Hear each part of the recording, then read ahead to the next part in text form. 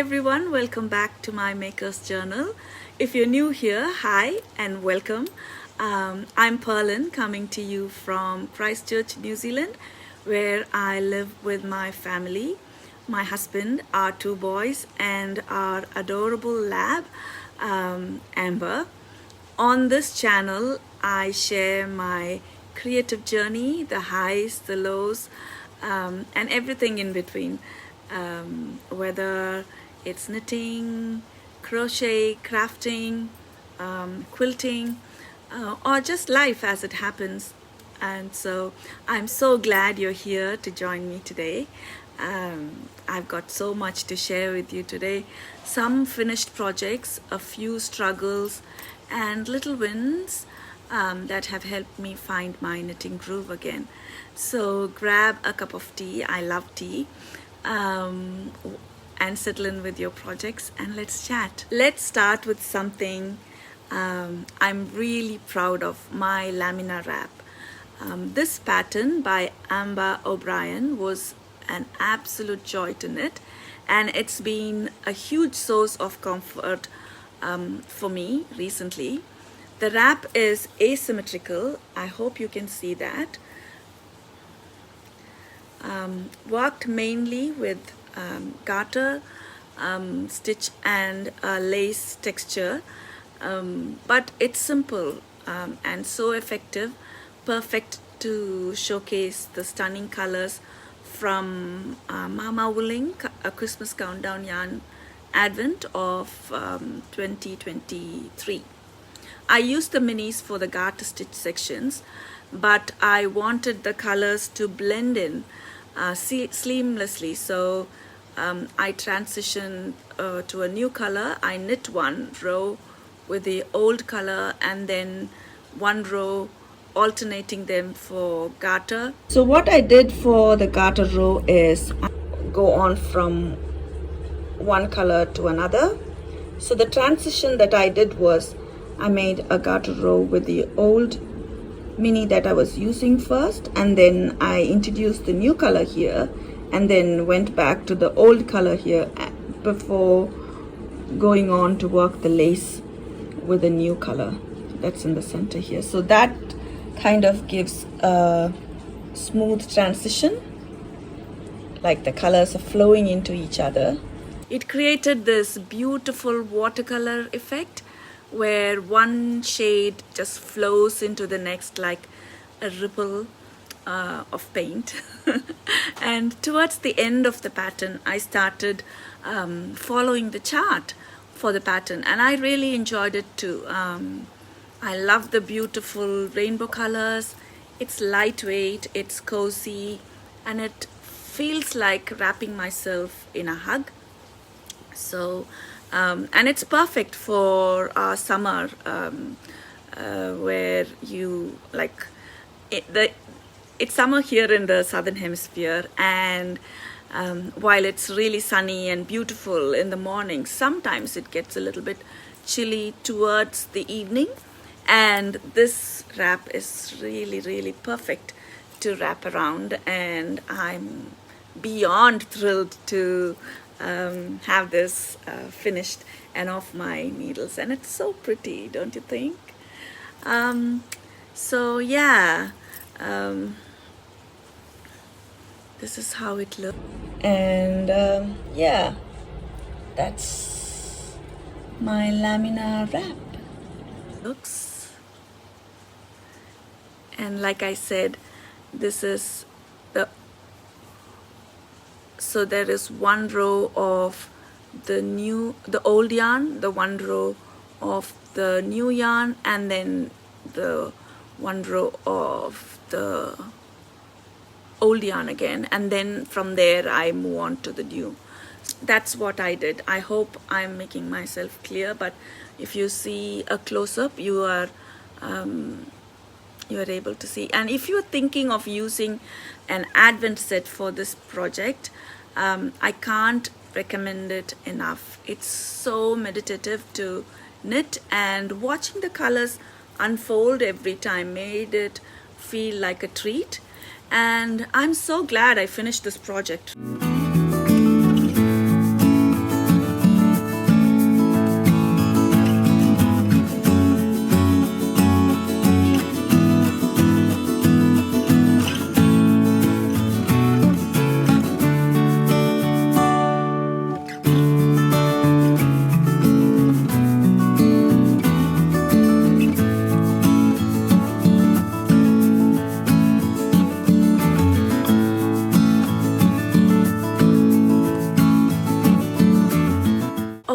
let me tell you about a little near miss I had with the Lamina Wrap.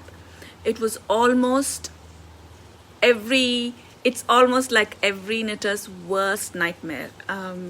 After I finished rinsing it and I was laying it out to block, I spotted a missed stitch. Before I could even blink, it started unraveling right there in front of me while the shawl was still wet. And I had to act fast, and I carefully pulled out everything back and crocheted the stitches back. And I have left so that this is where it is. And I think you cannot really see, like I don't think anyone can see. And I had to pull it towards the edge and of the wrap, and thankfully disaster was averted and the shawl was saved. So let's just say that it was a heart-stopping moment that I won't forget anytime soon, and I will be extra cautious in future. So so that was what happened. And moving on to the struggles, letting go of projects. I have had so much trouble with that. So let me just show you the beginnings of the Thun Sweater and the easy folded poncho. Let me just hold it up for you.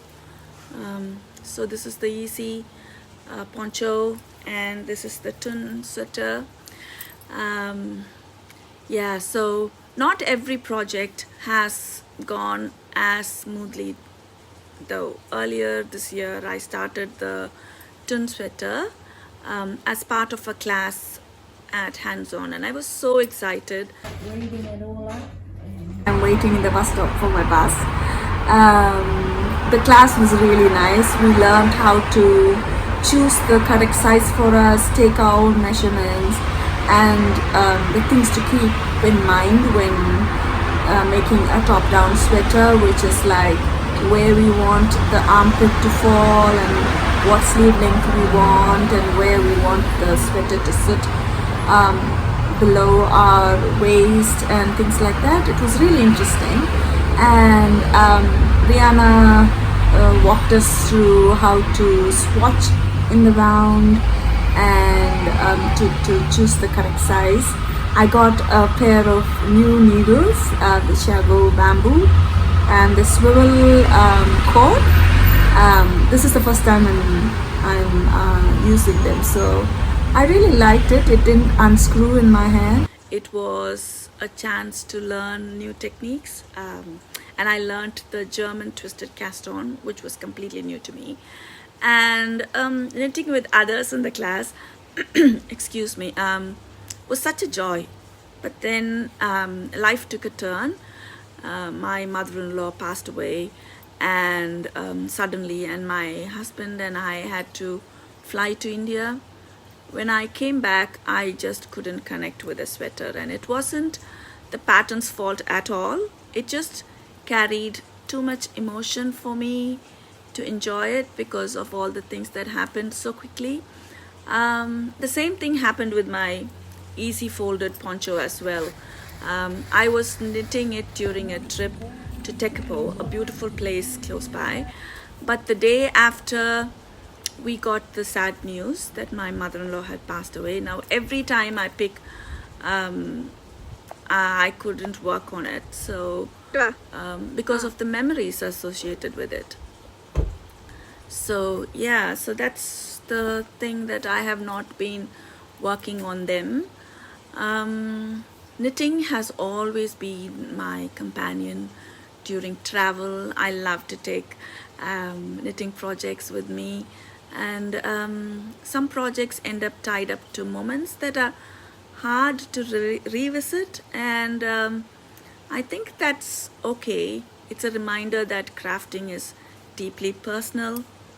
And then the weekender blanket that I so enthusiastically started, it was a humbling lesson, and Yeah, it has ended up as a big tangled yarn mess, and it was um, weekender blanket.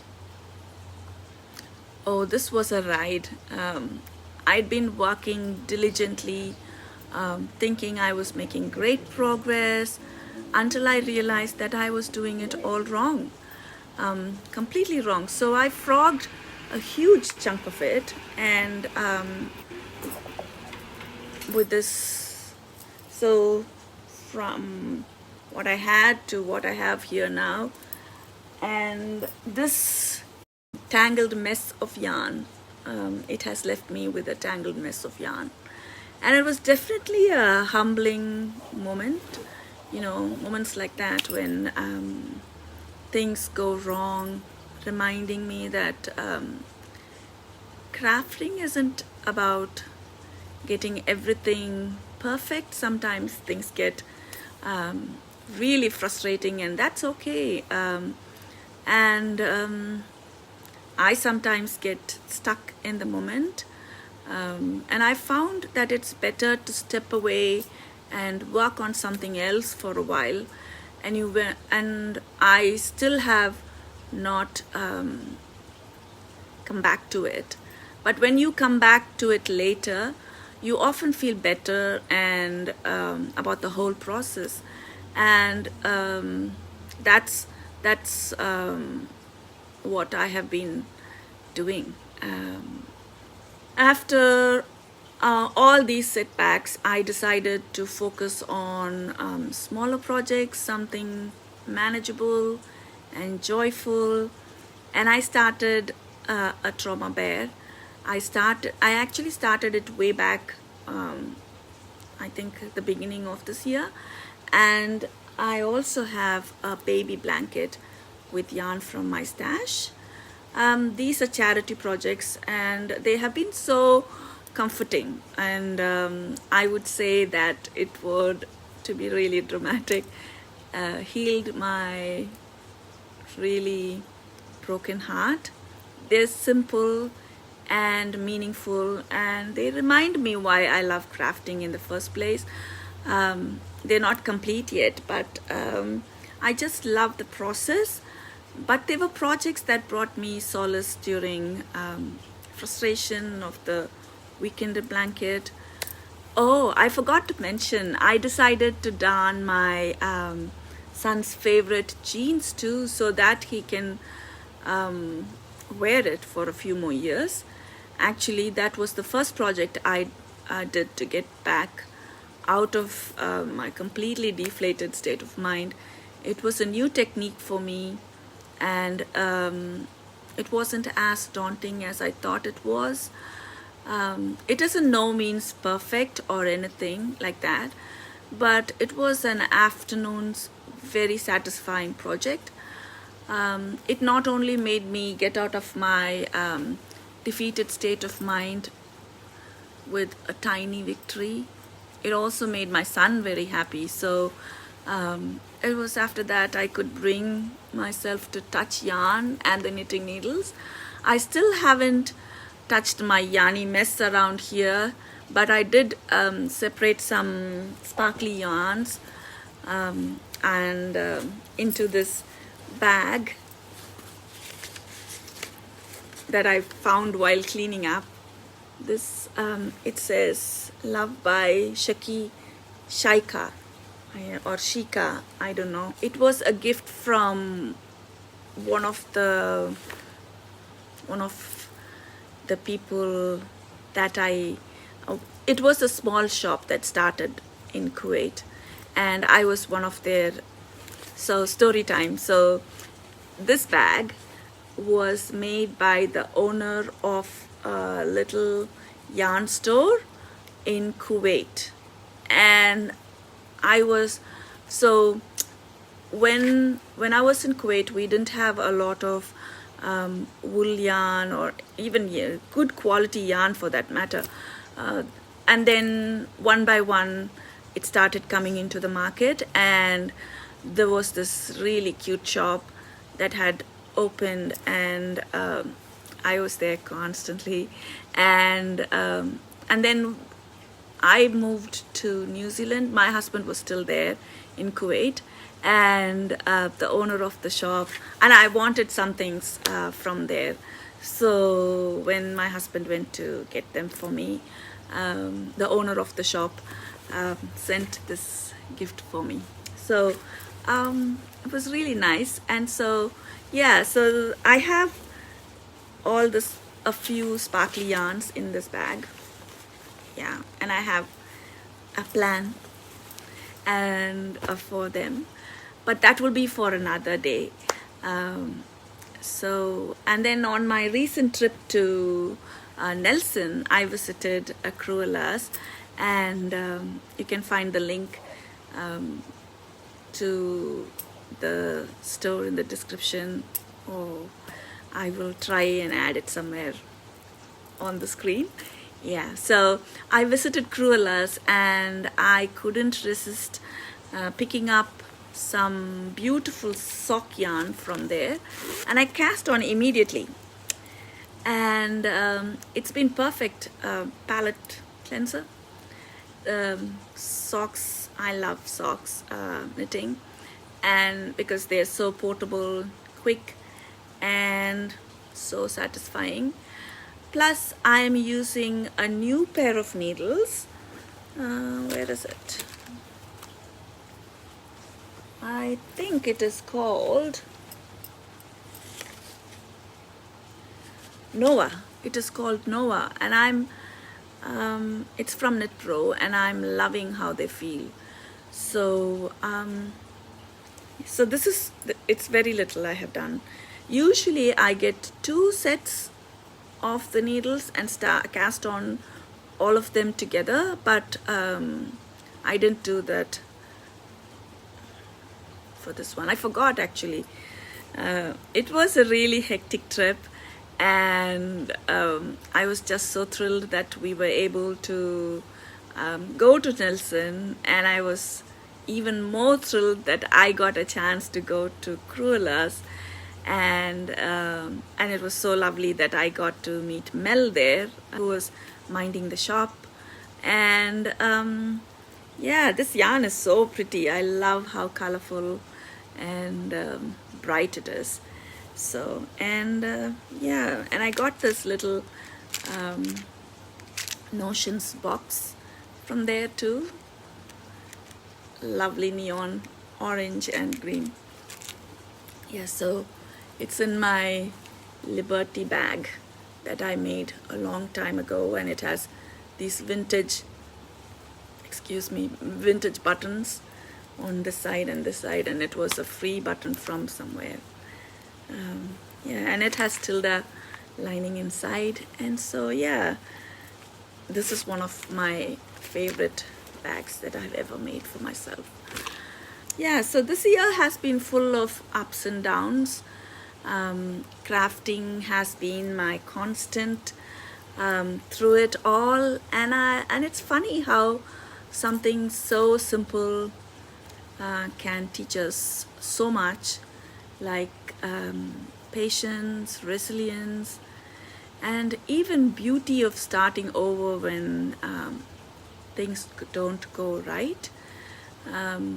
Whether I'm working on the colorful Lamina Wrap, or knitting up a cozy pair of socks, or making a little trauma bear blanket, or sewing a baby quilt top, it's nice to have something that keeps me grounded and reminds me that that I just should keep going and not get so frustrated.